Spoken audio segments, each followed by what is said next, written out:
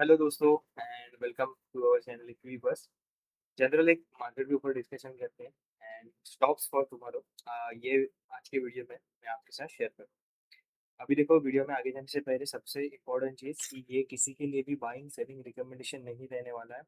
Please दोस्तों, just एक आप एनालिसिस के पर्पज से समझना एंड अगर आपको स्विंग ट्रेडिंग करने के लिए अच्छे स्टॉक्स को वॉच लिस्ट में ऐड करना है तो ये वीडियो को एंड तक देखते रहो। ओके, अभी आते हैं मार्केट के ऊपर। सबसे पहले आज कैसा रहा मार्केट, तो देखो निफ्टी जो है आज थोड़ा नेगेटिव सेंटीमेंट में दिखा। जो हम लोग कल बात कर रहे थे, इतना बड़ा एक गैप अप देखने को मिला था एंड एक स्ट्रेट रैली यहाँ से बॉटम से देखने को मिली थी। सो उसमें एक जो हम लोग प्रॉफिट बुकिंग की बात कर रहे थे या फिर एक रिट्रेसमेंट जो हम लोग देख रहे थे, एक पुल बैक जो हम लोग एक्सपेक्ट कर रहे थे, वो आज के दिन हमें देखने को मिला। एंड मार्केट में आज ऑलमोस्ट यहाँ पे देखोगे तो डे स्टार्ट से लेके डे एंड तक यहाँ पे सेलिंग देखने को मिला। हालांकि यहाँ पे ये जो गैप था, ये जो इतना बड़ा गैप था यहाँ पे, ये वाला डे हाई से जो भी ये गैप फिल हुआ इतना बड़ा, तो मार्केट ने जो है थोड़ा सपोर्ट लेके ऊपर आया निफ्टी यहाँ पे। बट अभी भी मुझे लग रहा है कि ट्रेंड ओवरऑल चेंज नहीं हुआ है। अभी भी ट्रेंड जो है वो बुलिश साइड ही लग रहा है। ये एक स्मॉल पुल बैक था अपना। ओके, स्मॉल कैप की अगर बात करेंगे तो देखो, स्मॉल कैप ने अपना हाई, आज का ऑल टाइम हाई जो है वो ब्रेक किया था बट ऊपर सस्टेन नहीं किया। ऑलमोस्ट यहाँ पे आज अगर निफ्टी में सेलिंग थी तो यहाँ पे स्मॉल कैप में भी सेलिंग देखने को मिली। ट्रेंड आज का जो है वो थोड़ा बेयरिश रहा है। बट अभी भी ऑलमोस्ट अगर आप देखेंगे तो लॉन्गर टर्म में ट्रेंड जो है वो बुलिश लग रहा है। मिड कैप भी देखो, आज का दिन जो है वो रेड कैंडल में ही क्लोज हुआ है, तो एक पुल बैक डे आज हम लोग बोल सकते हैं जो आज के दिन रहा है। ओके, अभी स्टॉक्स के ऊपर आते हैं, बट स्टॉक्स में आगे जाने से पहले एक आपको मैं टिप देना चाहूँगा कि देखो, ये जो स्टॉक्स हम लोग डिस्कस कर रहे हैं यहाँ पे, ये नॉर्मल एक स्विंग ट्रेडिंग के लिए हम लोग डिस्कस कर रहे हैं। एंड ये स्टॉक जो है वो मैं मेरे वॉच लिस्ट में ऐड करके चल रहा हूँ। अभी इसमें स्टैंडर्ड ट्रेडिंग कैसा करता हूँ मैं, तो कोई भी स्टॉक में अगर ब्रेकआउट आता है, एक पिवोट की पिवोट लेवल का अगर ब्रेकआउट देखने को मिलता है, तो उसके ऊपर मैं एंट्री करने का ट्राई करता हूँ with strict and standard stop loss of 2.5 to 3% का। ये क्या है, एक मेरा रिस्क मैनेजमेंट का प्लान है। एंड अगर कोई स्टॉक मुझे रिवॉर्ड चाहिए रहेगा तो ऑलमोस्ट मैं 10 12 15% का यहाँ पे एक रिवॉर्ड टारगेट करने का ट्राई करता हूँ। एंड धीरे धीरे जैसे समझो, अगर मैं 2.5% के स्टॉप लॉस के साथ एंट्री कर रहा हूँ, तो जब भी स्टॉक जो है वो एक बार अगर 5% के अराउंड आ जाता है, तो वो 5% पे मैं मेरा स्टॉप लॉस जो है वो कॉस्ट टू कॉस्ट लगा रख देता हूँ। फिर जैसे ही स्टॉक जो है वो 10% के प्रॉफिट में जाता है, फिर मैं मेरा स्टॉप लॉस जो है वो ऑलमोस्ट 3 4 to 5% के रेंज में यहाँ पे आके रख देता हूँ। नीचे से कभी कभी मैं ट्राई करता हूँ कि ये जो एक 10 EM ऐसे है, उसके साथ में स्टॉक को जो है वो ये इसको स्टॉप लॉस ट्रेल करूँ। आप 10 EM का भी यूज कर सकते हो। ओके, सो ये रहा। एंड ये कल के दिन में हम लोग ने यहाँ पे ब्लू स्टोन के बारे में डिस्कस किया किया था। तो देखो, ब्लू स्टोन ने ये वाले लेवल का तो ब्रेकआउट दिया है, ये जो 820 830 वाले लेवल के अराउंड का। बट ये जो ऑल टाइम हाई था स्टॉक का 869.50 का, उसको ब्रेक नहीं किया है अभी भी। ओके, यहाँ से देखो सेलिंग देखने को मिला, आज अपर टेल देखने को मिल रही है स्टॉक में। तो स्टॉक ने ब्रेकआउट दिया है। ओके, अगर आप इसमें एंट्री करके चल गए हो तो प्लीज स्टॉप लॉस लेके चलना, थोड़ा हाई वोलेटाइल स्टॉक हो सकता है। ओके, देन तत्व के बारे में भी हम लोग कल डिस्कशन किया था। तत्व में भी अभी तक कोई ऐसा स्ट्रॉन्ग ब्रेकआउट आया नहीं है। ओके, सो सी इसको भी मैं अभी भी वॉच लिस्ट में ऐड करके चल रहा हूँ।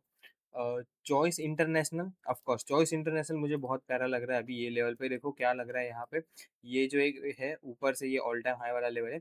यहाँ से स्टॉक ने जो है वो ऑलमोस्ट बॉटम से, अगर ये वाला बॉटम में कैच करूंगा तो कितना 33% का रैली दिखाया है। उसके बाद आप सेलिंग देखो, ये सेलिंग के जो कैंडल दिखने को मिल रहे हैं ना, वो कितने small small small small candle है। एंड नीचे उसी के साथ ये जो सेलिंग वाले कैंडल है, ये वाले, ओके, रेड कैंडल, उसके साथ वॉल्यूम देखो कितने ड्राइड अप हो गए। तो यहाँ पे मैं क्या अज्यूम करके चल रहा हूँ कि सेलिंग स्टॉक में बहुत ज्यादा नहीं आ रही है। And यहाँ पे जब भी स्टॉक अप साइड में भी आया तो रैली देखो कितनी क्लीन रैली देखने को मिली है अपने को। तो ये स्टॉक को मैं ऐड करके चल रहा हूँ वॉच लिस्ट में, चॉइस इंटरनेशनल को। एंड उसी के साथ देखो, यहाँ पे लास्ट 2 दिन से प्राइस में जो है वो बहुत ज्यादा टाइटनेस देखने को मिल रहा है। अगर यहाँ पे ब्रेकआउट आता है तो मैं इसमें एंट्री करने का सोचूंगा। बट मेरा एंट्री प्लान कैसा रहेगा, ब्रेकआउट, उसके बाद अगर स्टॉक थोड़ा टाइटनेस दिखा के ये वाला ब्रेकआउट रहता है, तो ये स्टॉक को मैं कैरी करके चलूंगा। अगर द मोमेंट ये स्टॉक जो है ऐसे नीचे वगैरह आ गया, या फिर एक समझो एक ब्रेकआउट दिया एंड उसके बाद नीचे आ गया, तो मैं मेरा स्टॉप लॉस लेके इसमें से एग्जिट करूंगा। बट मोस्ट इंपॉर्टेंट है कि इसमें मैं मेरा स्टॉप लॉस हमेशा लेके चलूंगा। देखो, स्टैंडर्ड 2 and 3% का अगर मैं स्टॉप लॉस लेके चलता हूँ एंड 10 12% का मेरा अगर रिवॉर्ड है, तो ऑलमोस्ट 1 to 4 1:4 के रिस्क रिवॉर्ड पे मैं वर्क करता हूँ।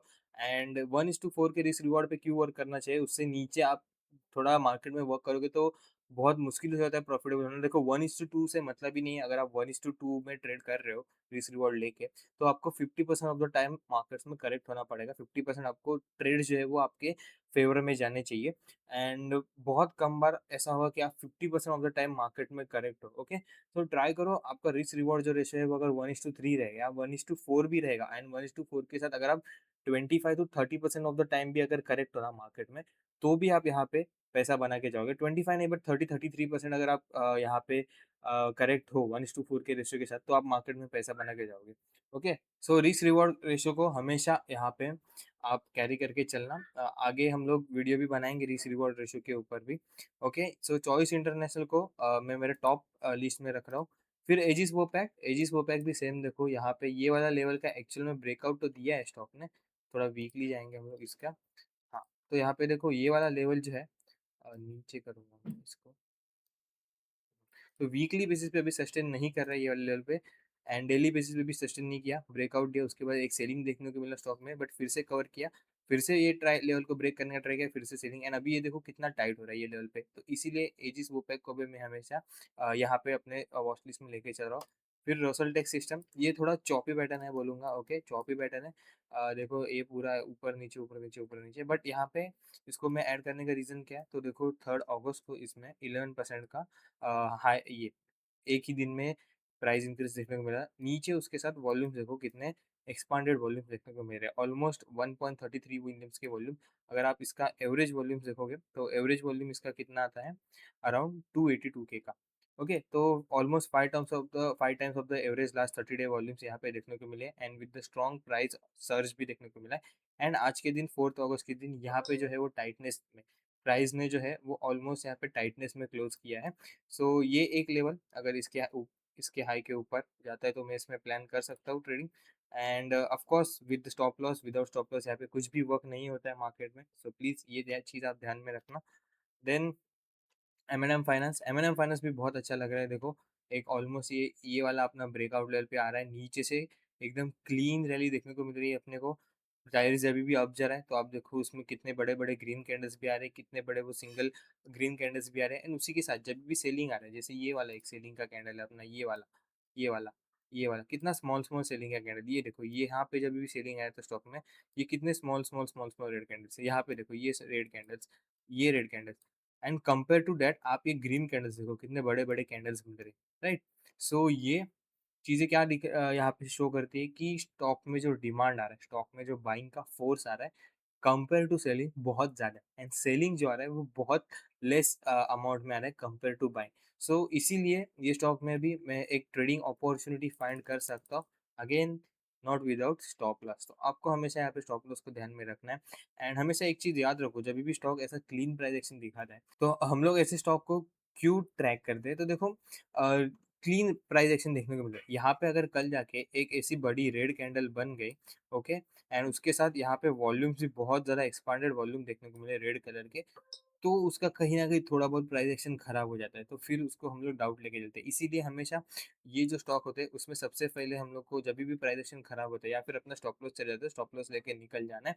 जब तक ये स्टॉक्स का प्राइस एक्शन अच्छा है, मतलब ये क्लीन प्राइस एक्शन देखने को मिल रहा है, टाइटनेस देखने को मिल रहा है, जैसे अभी बहुत भी ये जो बड़े बड़े ग्रीन कैंडल्स है, स्मॉल स्मॉल रेड कैंडल्स है, ये क्या इंडिकेट करते हैं, तो प्राइस एक्शन जो है वो बहुत क्लीन है। स्टॉक का जो डिमांड है कंपेयर टू स्टॉक का जो सेलिंग है वो बहुत ज़्यादा है। ऐसे ही रहेगा स्टॉक का जो प्राइस एक्शन क्लीन, तो हमें इसको वॉच लिस्ट में ऐड करके चलना है, ट्रेड करने का सोचना है। अगर इसका प्राइस एक्शन खराब होता है तो आपको इसको एग्जिट ले लेना है स्टॉप लॉस लेके। ओके, सो ये 4-5 स्टॉक्स कल के लिए मैं वॉच लिस्ट में ऐड करके चल रहा हूँ। ओके, इसमें से कोई तो ऐसे स्टॉक है 2-3 जो हम लोग ने पहले भी डिस्कस किए थे। इसमें Rossell tech system and M finance को मैंने न्यूली ऐड किया। एक ये भी है करनेक्स, इसको भी मैं वॉच लिस्ट में ऐड करके चल रहा हूँ। देखो यहाँ पे ये स्टॉक में भी एक क्लीन रैली देखने को मिली है अपने को बॉटम से, तो यहाँ पे देखो ये जो है वो एक बेस ब्रेकआउट आया था यहाँ पे, एंड ये वाले बेस ब्रेकआउट के बाद ऑलमोस्ट 50% ऑफ द रैली देखने को मिली थी, 52% ऑफ द रैली देखने को मिली। उसके बाद देखो स्टॉक में एक सेलिंग आया, और उसके बाद फिर से कवर, उसके बाद स्टॉक ने सेकेंड टाइम यहाँ पे नीचे जाने का ट्राई किया, बट यहाँ से ही फिर से स्टॉक में बाइंग डिमांड देखने को मिला है, स्टॉक ने पुल बैक दिखाया। यहाँ पे फिर से ये लेवल पे एक बार फिर से स्टॉक में सेलिंग, बट फिर से यहाँ पे स्टॉक ने जो है वो कवर कर दिया। तो यहाँ पे टेक्निकल बेस पे लग रहा है अपने को कि स्टॉक में अभी भी डिमांड है, स्टॉक में अभी भी स्ट्रांग है।